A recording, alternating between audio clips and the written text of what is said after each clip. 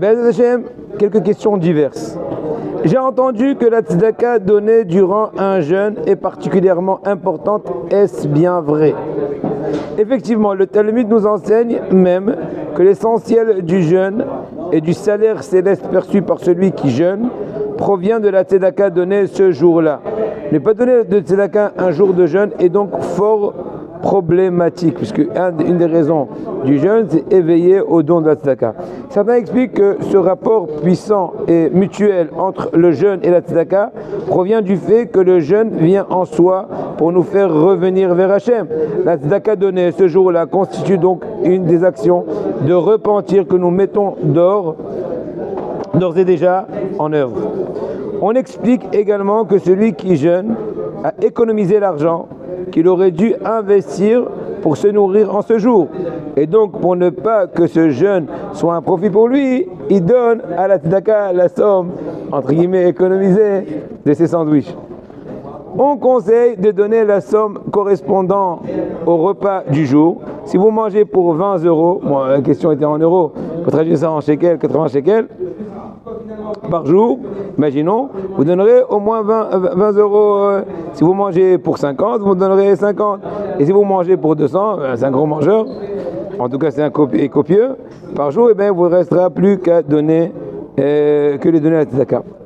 J'ai l'habitude d'acheter des chalotes à la boulangerie, mais j'ai entendu qu'il est bon de les faire à la maison. Est-ce vrai? On parle des chalotes de Shabbat, bien sûr, pas le jour. C'est bien vrai, cela figure même en tant que forte recommandation dans les halachot de Shabbat. Ça vous permettra tout d'abord de réaliser la précieuse mitzvah de Afrashat Hala, très importante, qui amène la bracha, qui amène beaucoup de choses. Au moment du prélèvement de la Hala, c'est un moment crucial, solennel, dans lequel on peut faire des requêtes, etc. Mais aussi de témoigner un grand honneur au Shabbat, ce qui constitue une mitzvah de grande valeur. Donc deux choses, la mitzvah de Afrashat Hala, la mitzvah d'expression, l'honneur du Shabbat. Tu n'achètes pas des baguettes, mais tu es en train de préparer du pain frais, etc., etc. Si vous avez la possibilité, il est donc bien de faire vos halot. Cependant, si vous ne pouvez pas de manière ponctuelle, encore une fois, si vous avez la possibilité, il est bon de faire vos halot. Cependant, si vous ne pouvez pas de manière ponctuelle, il est possible d'y déroger en gardant en tête que sans empêchement réel, il est bon de s'efforcer de les préparer vous-même et non de les acheter. D'accord, selon vrai. Nouvelle question. Récemment, oui, selon Arizal, il faudrait faire 12 pains, pas spécialement grands, mais voilà, et les mettre en ségol. 2 ségoles.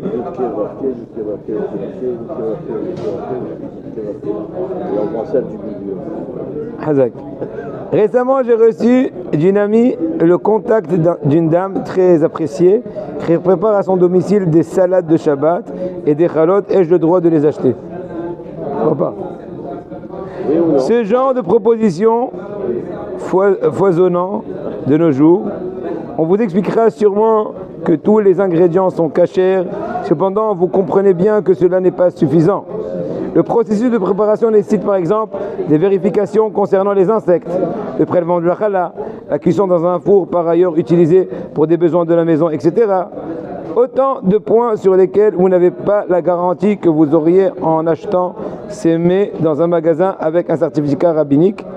Vous ne pouvez pas donc faire confiance à la bonne réputation de cette dame et devrez vous-même vous rassurer auprès de cette dame à l'aide d'un rave compétent, des aliments à vérifier et le cas échéant, décider à la conduire à tenir.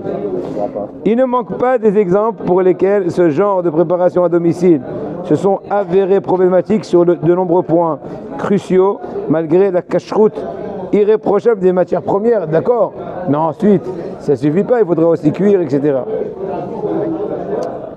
Lorsque nous sommes en vacances,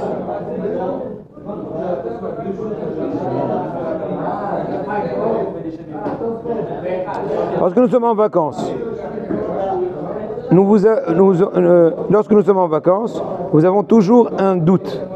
Peut-on porter Shabbat dans l'hôtel ou pas? Je ne dis pas en dehors de l'hôtel, dans les couloirs de l'hôtel. Réponse, si un hérouv a été fait par l'autorité rabbinique se trouvant sur place, vous pouvez. Hérouv en un mot, c'est un mélange.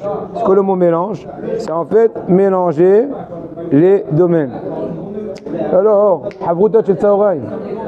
Havruta chez Tsaoraïm, bli herbouvi. Non, non. Havruta chez Tsaoraïm. Non, הוא חזר לפה, אתה פה.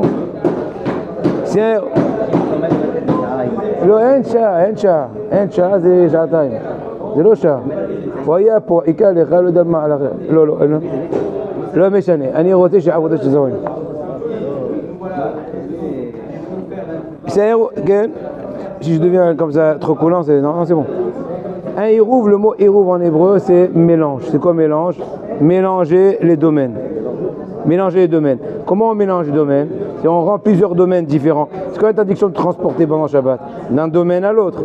Mais si on réussit à mélanger les domaines, hérouv c'est un mélange. Et là, dans ce cas-là, ben, ça serait comme si tu transportes d'une chambre à l'autre dans un même appartement.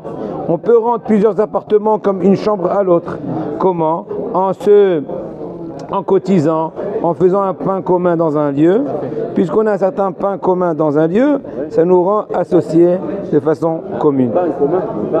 Oui, oui. Une matzah, un pain, un œuf, etc. Très bien. Dans ce cas-là, si une autorité... D'accord? Où on le met ce pain? Dans une des maisons. Ah, d'accord. Une des maisons des personnes qui s'associent. On laisse là-bas. D'accord? Si hérouv était fait par l'autorité rabbinique se trouvant sur place, vous pouvez, d'accord, vous avez compris, donc s'il y a un rav de l'hôtel ou de l'HGA, il a fait, tant mieux. Sinon, les lois déterminant si vous pouvez porter dans quelle partie de l'hôtel, bâtiment, dépendance, extérieure, sont complexes. Et vous ne pouvez pas porter avant de vous être assuré auprès d'un rav compétent que c'est autorisé. Parce que c'est pas évident, il y a plein de détails. Est-ce que c'est le même état, est-ce que c'est le même lieu, etc. Il est donc étonnant de voir que certaines familles portant, sans se poser de questions, lors d'un Shabbat à l'hôtel, ou des vacances pour des fêtes, sans s'être assurées auprès du rav qu'elle ne transgresse pas un interdit. Même transporté pendant la fête. Mais on est plus, mais quel? Pour être sourire à Moed, il y a des détails, c'est pas juste, etc. Quand il y a le hérouv de la ville. Quand il y a le hérouv de la ville. Ah, ça dépend, des fois on peut être sommaire, des fois on peut pas sommaire. Il ne change pas, ça dépend. Parce que des fois le hérouv n'est pas suffisant pour les Sfaradim.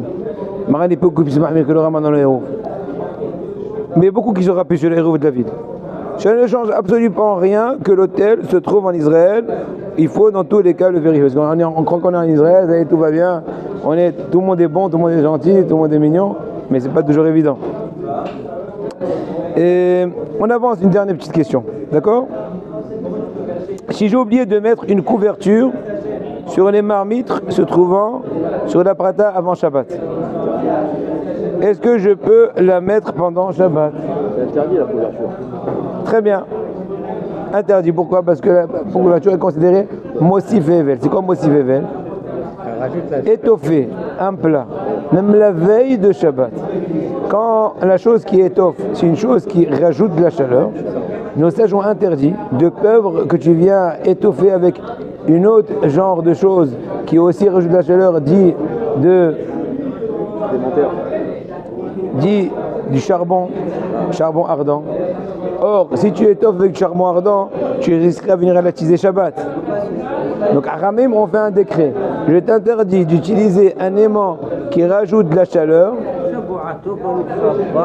Alors, c'est toi qui nous fais le cours ce soir? Si Hachem il veut bien. 6 heures? Bah, je suis là, moi aussi. Donc, nos sages ont fait un décret. Je t'interdis d'étoffer ton plat la veille du Shabbat avec une chose qui risquerait d'ajouter de la chaleur, de peur que tu viendrais attiser les braises, que eux aussi. D'accord? Donc, recouvrir pendant Shabbat correspond à l'interdit de Atmana. Atmana, c'est étoffer. Il est donc complètement interdit de le faire Et ce, de même, si la couverture ne recouvre que la face supérieure des marmites et non pas les parois latérales. C'est une nouvelle question. Quant à, on va dire, couverture, ne pend pas des côtés. Elle est que sur le couvercle qui permettrait. Mais vous dites que non, que selon Maran, Atmana b'miktsat, shma Atmana. C'est quoi Atmana b'miktsat? Même une étoffe partielle est interdite.